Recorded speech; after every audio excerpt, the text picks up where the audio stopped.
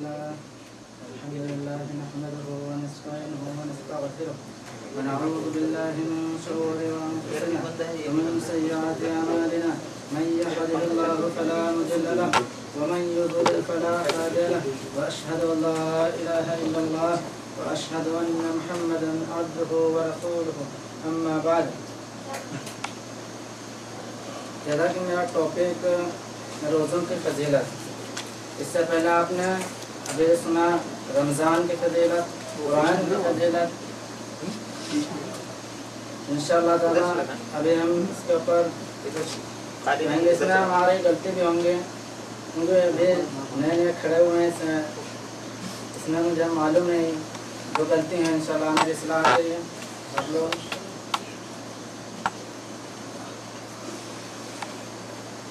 ये हदीस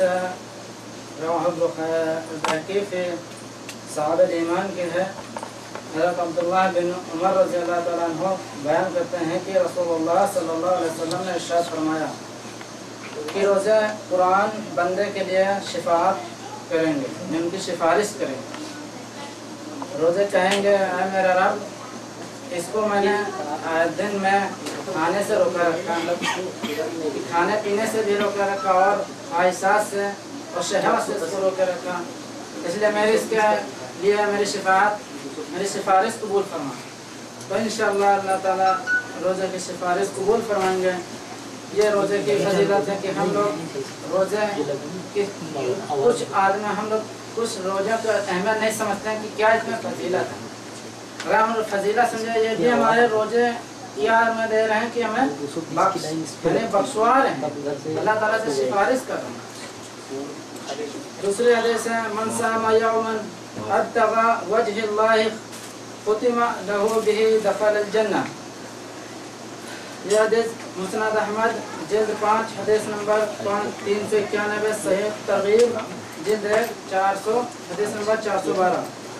रोज़ा अल्लाह की रजा के खातिर, रोज़ा अल्लाह की रजा के खातिर एक दिन का जो भी इंसान रखेगा तो अल्लाह ताला और उसी रोज़े के ऊपर उसकी मौत यानी खात्मा हो जाए, उसके बदले अल्लाह ताला उसको जन्नत में दाखिल कर देंगे. यानी हम रोज़ा रख रहे हैं, अगर हम कहीं जा रहे हैं रोज़े की हालत में और अल्लाह की रजा के लिए एक रोज़ा सिर्फ रखा है, हमने पूरे रोज़े की नहीं बल्कि सिर्फ एक रोज़े की अहमियत आप समझ लेंगे कि एक रोज़ा रखा और उस रोज़े की हालत में हम गए, घर से निकले, इत्तेफाक हादसा हुआ, फौत हो गए, तो अल्लाह ताला उस रोज़े की फजीलत की वजह से हमें जन्नत में दाखिल कर देंगे.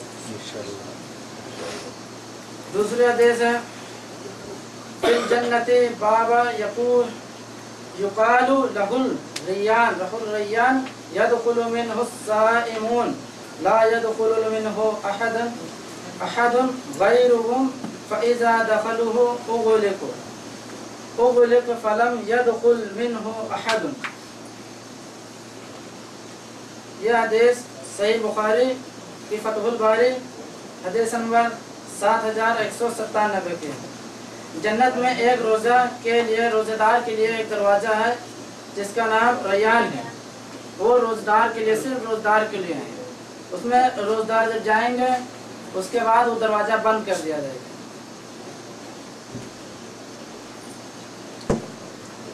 तीसरी हदीस सवाब की कमी नहीं होती, ये भी हम रोज़े की वजह से है.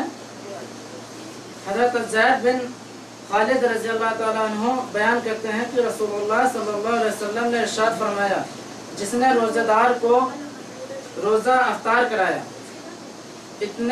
जितना उसको सवाब कराने वाले को अफ्तार का सवाब मिलेगा, उतना जितना रोज़ेदार को सवाब मिलेगा उतना ही अफ्तार कराने वाले को सवाब मिलेगा.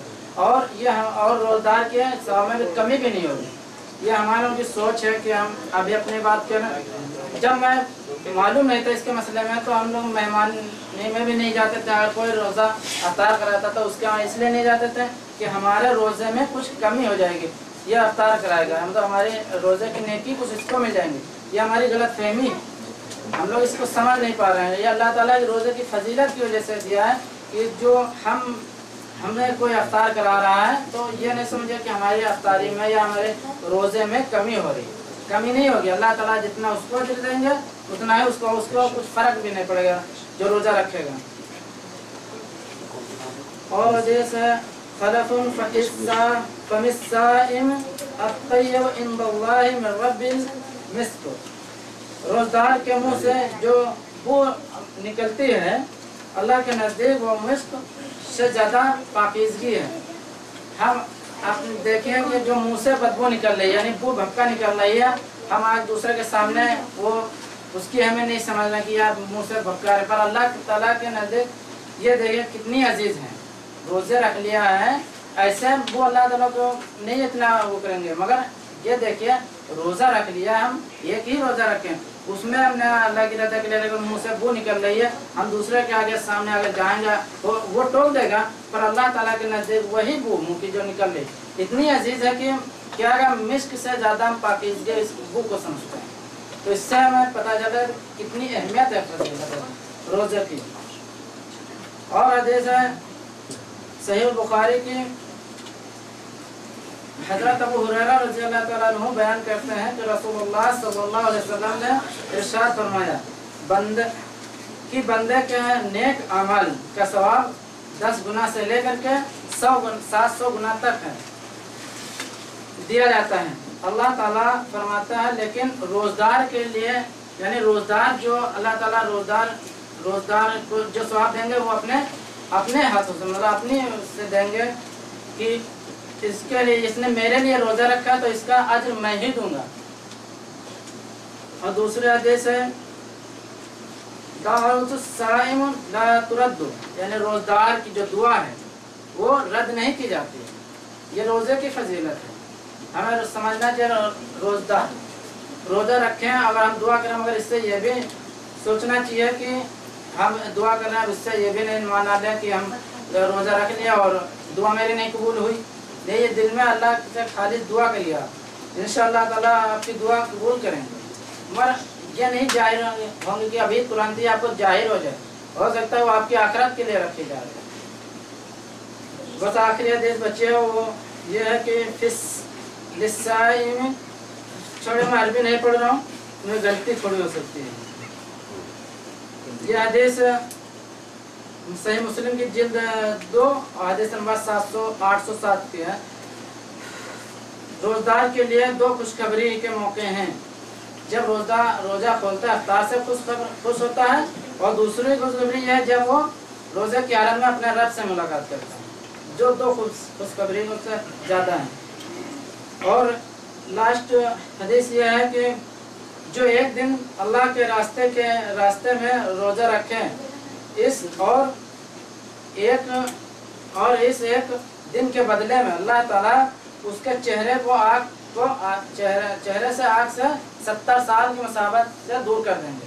یہ روزوں کی فضیلت کی وجہ سے اللہ تعالیٰ اتنا ہم لوگوں کو اجر دیں گے کہ آپ روزہ رکھیں، اور اتنا آپ کو میں اتنا ثواب دیں گے کہ آپ کو اندازہ بھی نہیں ہے۔ وآخر دعوانا الحمدللہ رب العالمین۔